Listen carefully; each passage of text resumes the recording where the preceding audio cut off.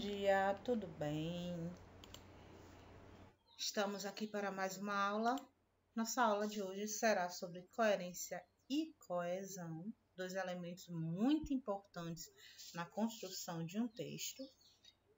Nossa disciplina é produção textual e eu sou a professora Margarete.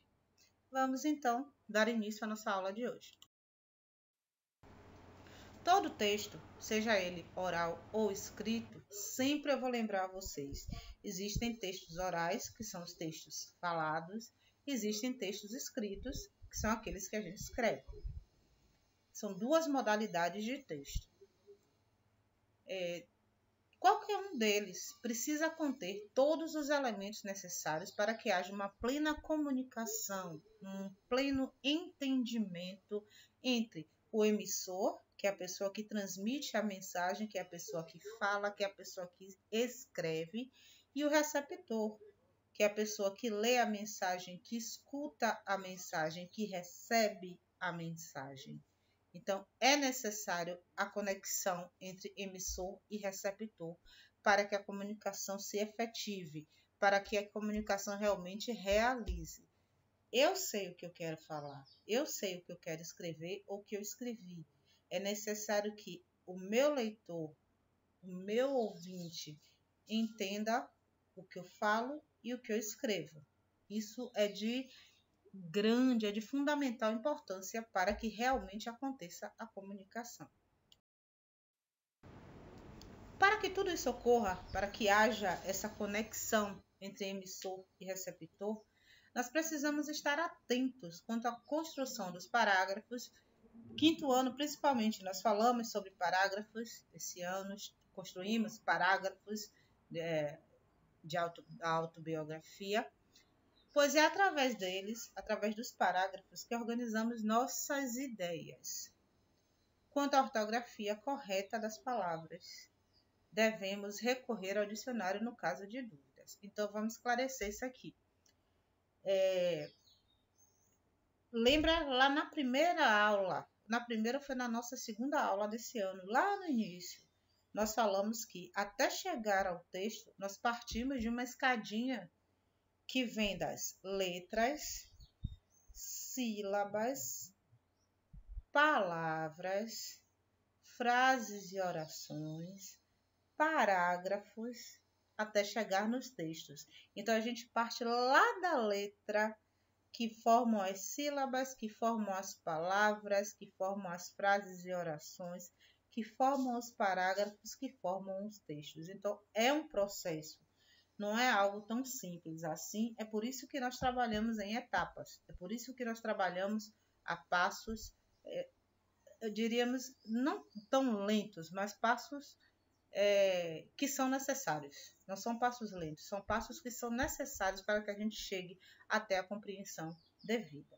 Então, com relação à organização, é necessário que a gente entenda, que a gente consiga construir, organizar um bom parágrafo, que o texto é formado por parágrafos. Então, por isso, os parágrafos devem ser bem organizados.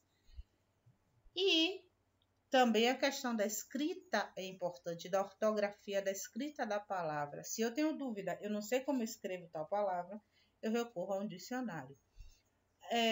Vocês hoje têm o privilégio da modernidade, em que vocês podem ter o dicionário na mão a hora que vocês quiserem, através do celular. Pegou o celular, digitou no Google, você vai achar o significado da palavra, você vai ver como a palavra é escrita. Mas os dicionários tradicionais, os dicionários impressos, continuam sendo bastante úteis. Eu gosto muito ainda dos dicionários impressos. A grande dificuldade é que eles são grandes, às vezes pesados, e complica a gente levar dicionário para cima e para baixo. Mas, voltando aqui, então, o que é importante, o que é que a gente tem que entender?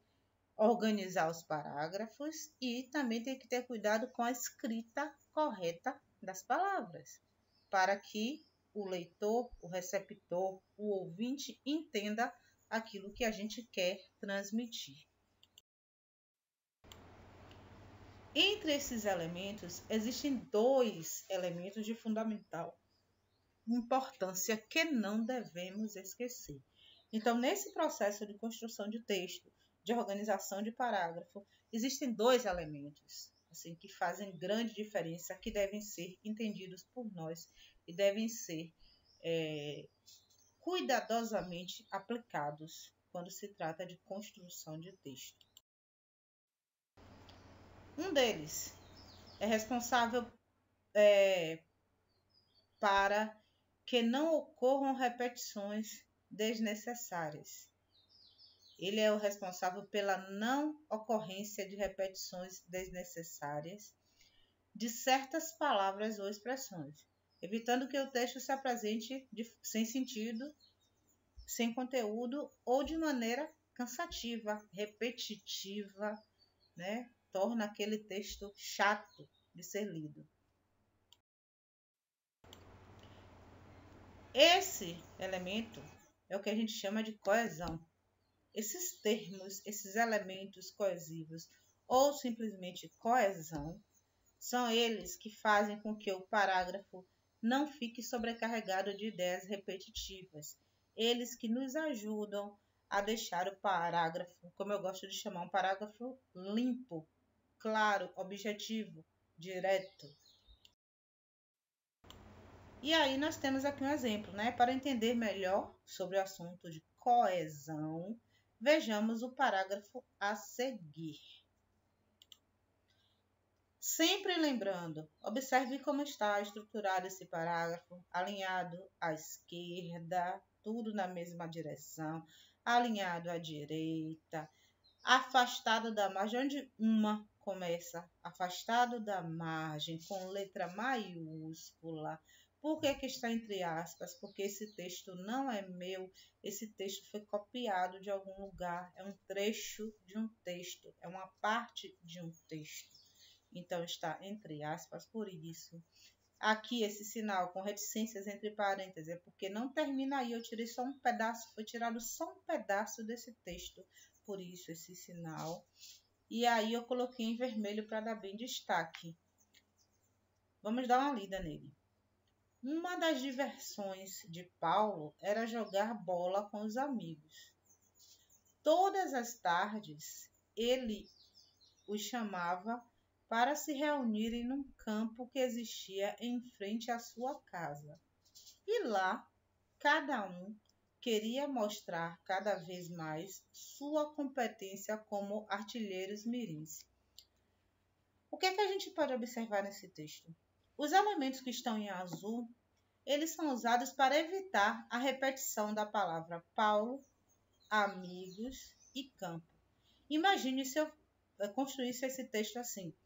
Uma das diversões de Paulo era jogar bola com os amigos. Todas as tardes, Paulo chamava os amigos para se reunirem num campo que existia em frente à casa de Paulo. E, na casa de Paulo, cada amigo queria mostrar cada vez mais a competência dele como artilheiro mirim. Observaram quantas vezes eu falei Paulo, casa de Paulo, amigos de Paulo, lá na casa de Paulo, cada amigo de Paulo. Quantas vezes a gente ia repetir a palavra Paulo? Então, esses elementos em azul são chamados de elementos que fazem a coesão do texto.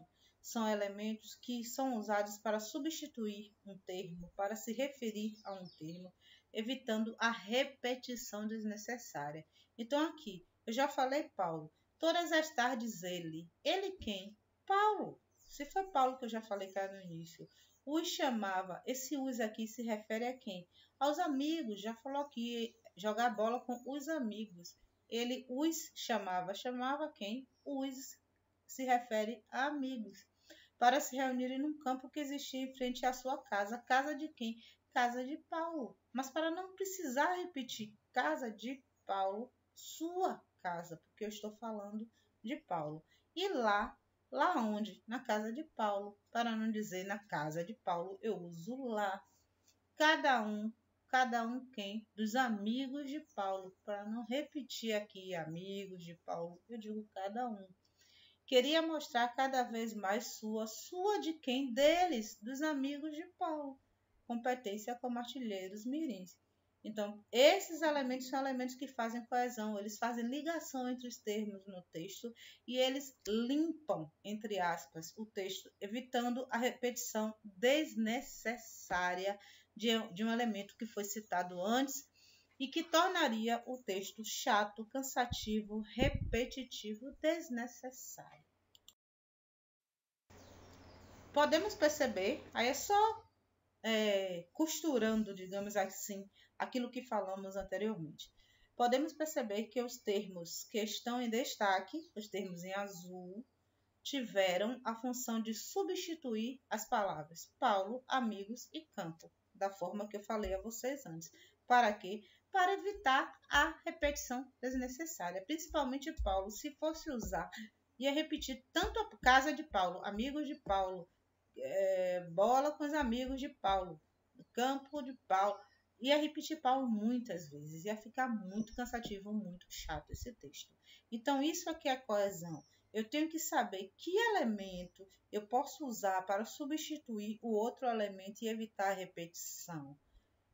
Não se assustem, isso não é uma coisa que a gente vai aprender a fazer da noite para o dia. A gente tem que saber que existe isso, a gente tem que conhecer. Esse ano, como eu falei, esse ano foi um ano de mudança, a disciplina passou por mudanças, é um ano da gente construir novos conhecimentos com relação a essa disciplina. Mas nós vamos rever isso. O pessoal do quarto ano vai rever coisas assim ano que vem.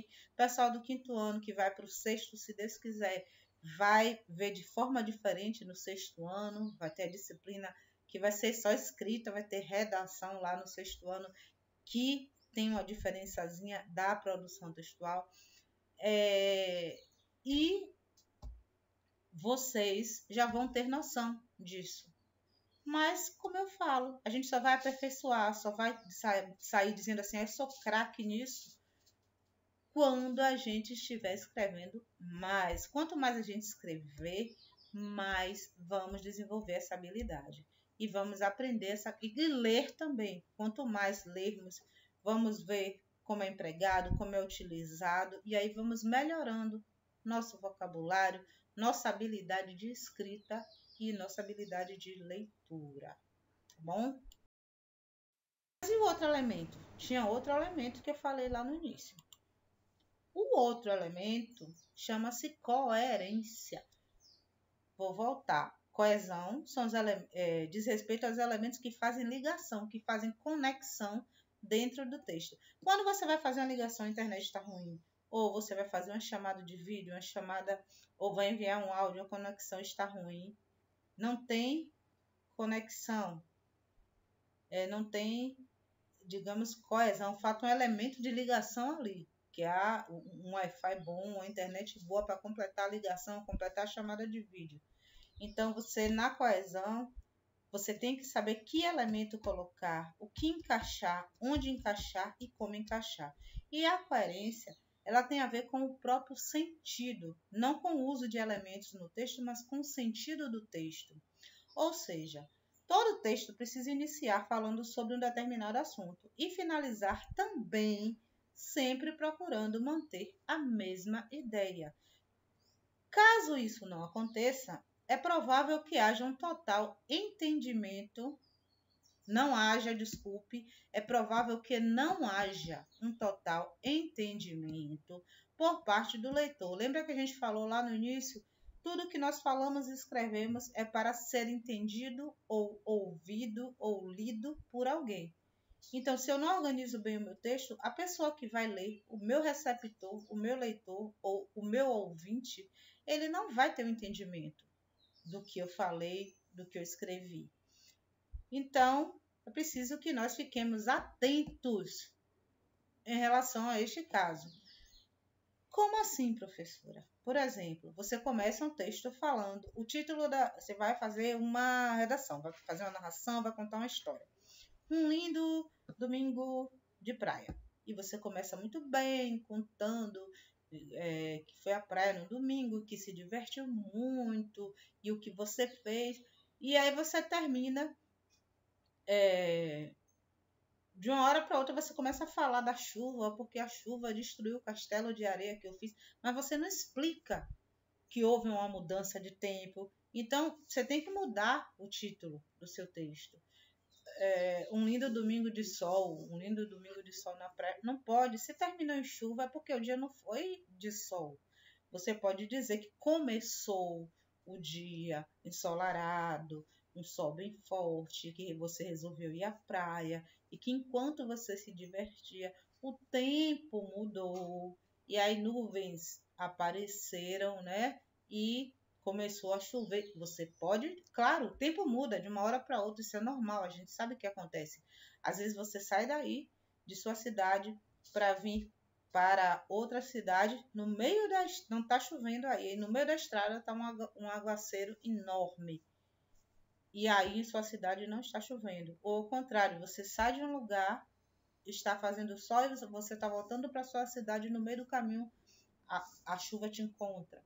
Então, há essa mudança de tempo, mas isso tem que ficar claro no seu texto. O seu texto tem que dizer que estava ensolarado e que de repente o tempo mudou e começou a chover. Você não pode mudar de sol para chuva sem explicar. É isso que é coerência. É a mesma coisa. Eu vou fazer um texto agora falando sobre a proclamação da República que passou, né? 15 de novembro. E aí, no meio do texto de falar da proclamação da República, eu começo a falar do Natal, que o Natal está perto, que não tem relação uma coisa com a outra. Então, a coerência, ela tem a ver com o sentido, com a relação que existe dentro do texto.